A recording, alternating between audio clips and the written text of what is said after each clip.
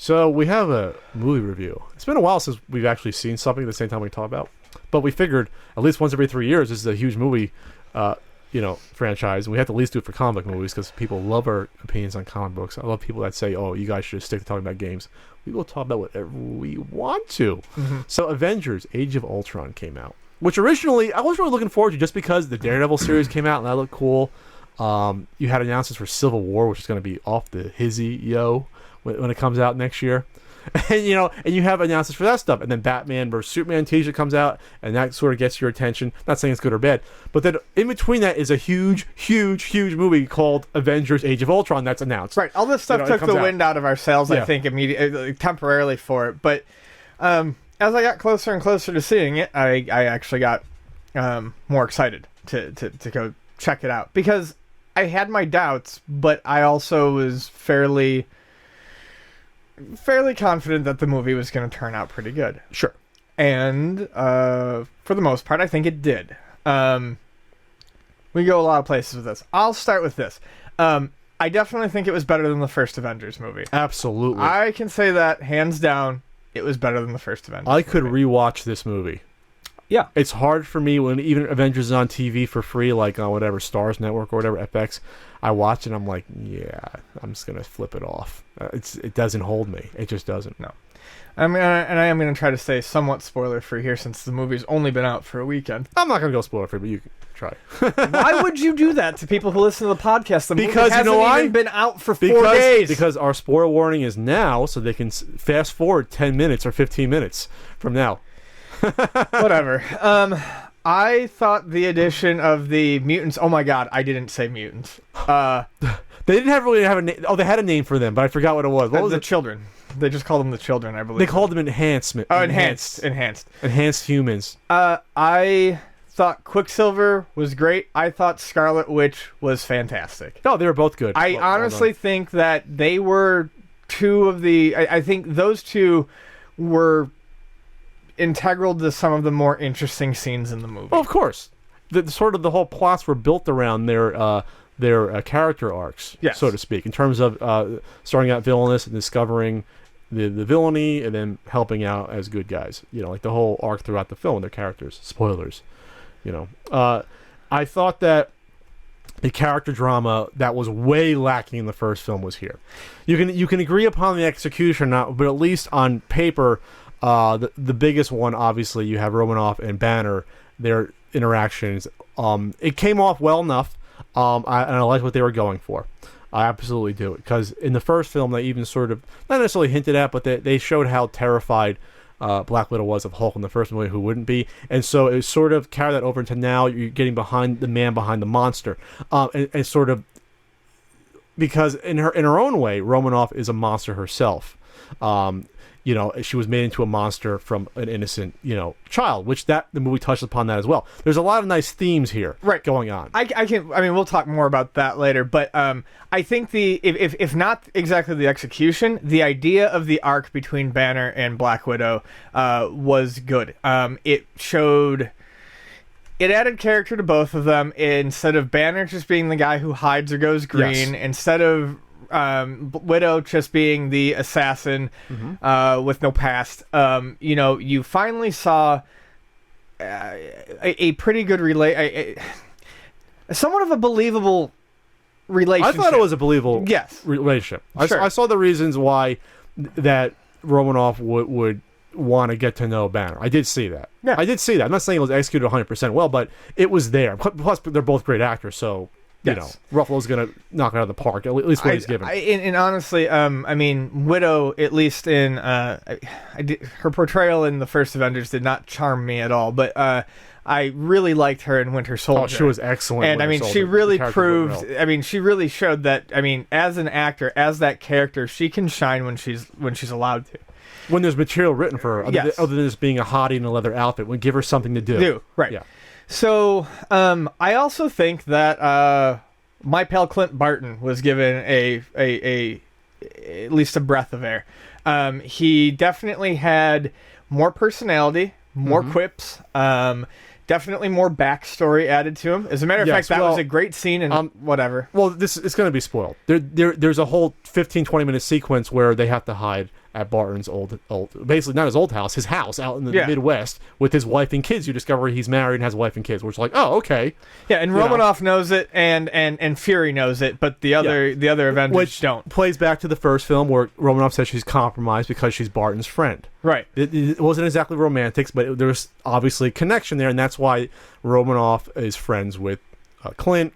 And the family makes sense. And the wife was played by Linda Cardellini. Mm-hmm. I was like, oh, nice to see Linda Cardellini in something. Interesting. From Freaks and Geeks and, other things. So, It humanized the heroes more. And actually, it was interesting to see the other heroes taken aback that he had a family because none of the other guys have a family. No, they don't. So it was like, Captain America doesn't have a girl. He hasn't gotten laid probably ever. You know what I mean? He's so straight laced, and they all seized up at this picture of a normal life existing behind his secret agent work, basically. And so they tried to make him the grounded character, which I think they did fairly well. They did fairly well. They even had him admit during the end sequence that this is all ridiculous. I have a bow and arrow and I'm shooting at robots with a bow and arrow. It's like, thanks. I'm thinking the same exact thing. That whole segment with Scarlet Witch where he's like, make a decision. The city is floating. Yeah, I have a bow and arrow. There's robots out there. Yes. That was very, very good. A lot of it was just, like I said, the interactions were more grounded. Each character had something to do more. Captain America had a hell of a lot more to do in this movie, even though he didn't have a huge arc himself. It wasn't just him disappearing for the middle of the movie and just literally sitting at a desk in the fucking helicarrier for half I think this time they gave him slightly less just because he's coming off of Winter Soldier was a big movie for that character. Another thing that I liked was, and don't get me wrong, I love Robert Downey Jr. It was not the Iron Man. Avengers 1 may as well have been an Iron Man movie. To an extent, you're right. This time they spread the love around a little bit more, but Robert Downey Jr.'s character was still fantastic. And it's not that I ever found him grating, but I actually found him more charming in a smaller dosage in this movie. Well, I think because he was a large proponent of the plot with Ultron and then later Vision, it gave him more of there was more of a dichotomy going on and actually sowing the seeds for civil war in a way where he wants to protect humanity, and that's where the motivation is for the Ultron program.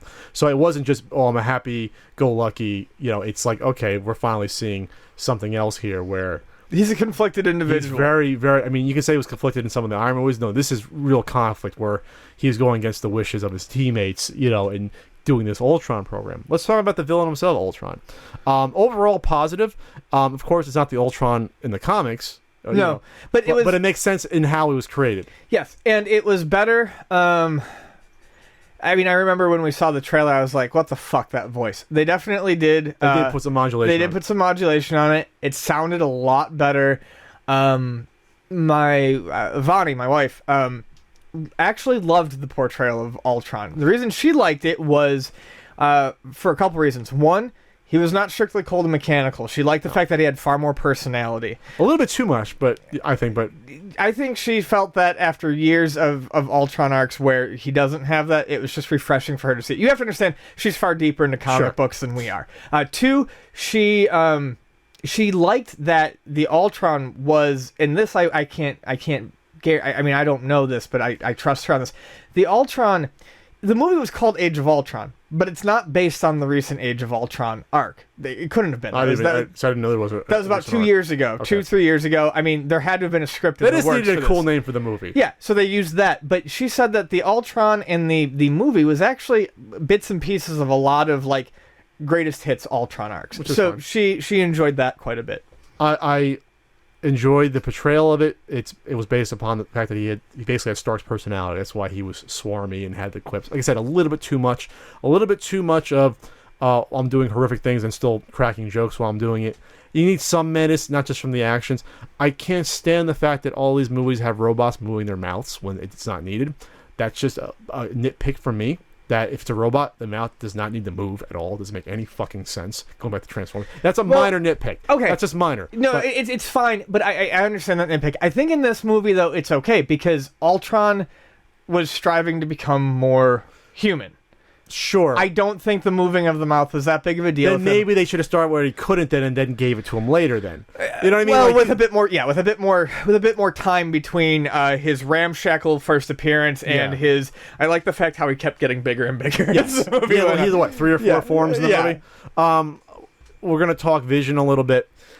I liked the portrayal. I did not like the fact that they kept him with pupils and irises versus they could have just CGI'd it out that easily. Maybe it was the actor saying, I want people to see my eyeballs. Maybe people would be afraid of him. Every Vision always just the white eyes. I love the Vision character. I think it's very interesting. No, a lot of people do. I think he was fantastic in this. I think it was good. I just don't like the fact that it was like a little bit too much like Venom in Spider-Man 3 where, okay, he shows up for the last third and it's a little bit too much rushed. It was a little bit too much. You know, the introductory scene, when Vision gets introduced, it was like, all right, this is a scene that should take 10 minutes. We're going to do it in 2. You know what I mean? It's like, oh, you know, it was just one of those things. This is actually kind of one of the negatives I have about the movie, and this is going to come up later, but is that supposedly there's about an hour cut from it. Now, an hour, I would say this. I think that's probably a little over the top. I would say easily 25 minutes. Sure. There were scenes that went on for too long, and there were scenes that were definitely too short. And there were jumps that occurred, and while any normal moviegoer could follow them, they were still sort of jarring. I can't even think of exactly any... Oh, I can. Okay, sure. The whole Thor subplot when it disappears is like... It's literally 2 scenes that are both like a minute long, and it's just like, what the hell? What? Why do you even need this? You just cut it completely, or let it breathe. It's like, what? It was simply to show that he saw a vision of what the gems were going to become, but like you didn't do it well. The other thing was there was that whole, with the miracles, with the enhanced humans, when they're talking about laying under the bed, and they're talking about seeing the bomb. And it says Stark. We're talking about Scarlet Witch and yeah. And they talk about seeing the bomb, and it says Stark on it, and they want the revenge. Obviously, a moviegoer can piece together that, okay, they realized that maybe it was bought from an arms dealer, but it's never said explicitly. There was also never any confrontation, really, between them and Stark, and that never tied up satisfactorily for me. There wasn't even like a 1-minute thing after the fight saying, we understand, or whatever. No, right. That's a good point. It was just dropped. It was. That's actually not a bad point. Obviously, they had to realize at some point that, well, it was pointed out to them that, you know, that wasn't what they were fighting against anymore. No, it was something else. Right, but you're saying no, that their direct venom against Stark was never cleared up. If you're going to spend that much time on direct venom towards someone, constantly having to hunt him, talking about the origin, you're absolutely correct. You can't just. I mean, yes, we can figure it out, but you can't just expect us to do that. That's it's not satisfying. To me, it's like in Iron Man 2, how the whole subplot about maybe Stark's father did steal the technology from the Russian guy. Yeah. And then they really never went anywhere with that. You know what I mean? It wasn't... Stark never came to terms with it, right or wrong, that his father, that the whole vast fortune that they had and everything might have been built on some form of thievery. It wasn't even, you know what I mean? It wasn't even tied up in a bow saying it was false or not. It just was left out there. It was just, so that's a good point, that you should tie this up, cut out a minute of the fight, tie up this shit. Because you don't need more than a minute or 2 minutes to do that. And I think the movie was like 2 hours, 25 minutes, which is for a blockbuster running long. You know, obviously back in the day they never hit 2 hours, but now that people expect bang for their buck for a $13, $14 ticket, they want to see it. They want their 3 big battles. I think in this movie there was only really the Hulkbuster Hulk fight was huge. That's a whole other conversation. That was done very well. I thought, you know why that was done well? Segue, because Iron Man tried to get the fight out of the city. He even said that explicitly. Before throwing him in a building, no civilians in that building. Right. You think that was a direct response to Man? I feel like it was, because there was even there was another moment where it was like floor's not clear, and they moved to a different building, or they cleared out the civilians or whatever it was. But basically, there were 2 scenes, not just Saves one, the people in the elevator 2 scenes in the movie where they go out of their way to show that, hey, we're superheroes. We're not trying to kill anyone. They try to evacuate the entire city. Spoilers, like it's lit up in the air. They wanted to evacuate it, not just destroy it. Directly, it's not a response. That's the responsible thing to do if you were a hero.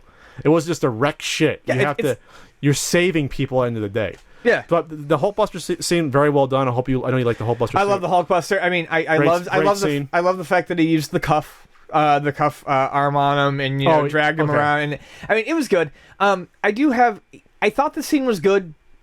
The action in the first half of the movie, though, did seem different to me than the action in the second half, in so much that the first half of the movie, we got a lot of quick cuts, close cuts, shaky cam shit, and then there were smaller fights. But then towards the end of the movie, it was wider. We got that good Winter Soldier, good Godzilla type, pull the cameras back and let people see what's going on type. Well, there were larger area fights too, though. Yeah, versus being in smaller buildings. Like I said, I do think the Hulkbuster scene was done well. I love the Hulkbuster armor. I love the Hulk. It was a bit frantic for me in parts, but I liked the pinpoints that happened during. I will say this. I'm going to spoiler. I think it was kind of ballless to kill off who they killed off. I think it lacked balls to kill off Quicksilver and not kill off Hawkeye. Especially after the buildup of this is what's at stake. I have a family. I have kids. Now you could say it's a red herring. That it would be the obvious thing to kill him off. No, I don't think it would have been the obvious thing. If you had Hawkeye die trying to save that kid, holy shit! This Marvel universe now means business. Everyone's lives are at risk. Versus a guy that just started fighting on the good guy's side like 25 minutes ago. I'm still glad they killed someone off, but they went with the safest person to kill off at the end of the day. I just don't think you kill off any of the main cast that quick. Maybe in Infinity War Part 2, if they want to shake things up. Hawkeye's integral whether or not we like how he's portrayed in the movie. That doesn't mean that I wasn't upset with Quicksilver's death, simply because you just introduced the character. Yes. It means less. And as the movie progressed, he got cooler and cooler, and his arc I thought was great. Yes. As was Scarlet Witch. Both of their arcs were absolutely good. Now, I'm a Quicksilver fan. I like Quicksilver. So do I. But as Vonnie put it, the Quicksilver death did make the Scarlet Witch character, in her opinion and in mine, a little bit better, because Scarlet Witch in the comic, her downfall is her stress, is her sadness, is her anger, is her anxiety. So in that last moment when you needed something to happen, when you needed a reason for that moment, when you needed a reason for that core to drop, when you needed her to start fucking shit up, that's what it was. Yeah, but just imagine if they gave them even another half movie to develop their bond, and then you do it would have been even. Sure, I'm not arguing with that. You know what I mean? Like, say they kill him off in Civil War or something. Yeah. Then that's when Scarlet Witch. You know what I mean? Like, I understand they needed that moment, that emotional moment, but there was emotion there. Sure.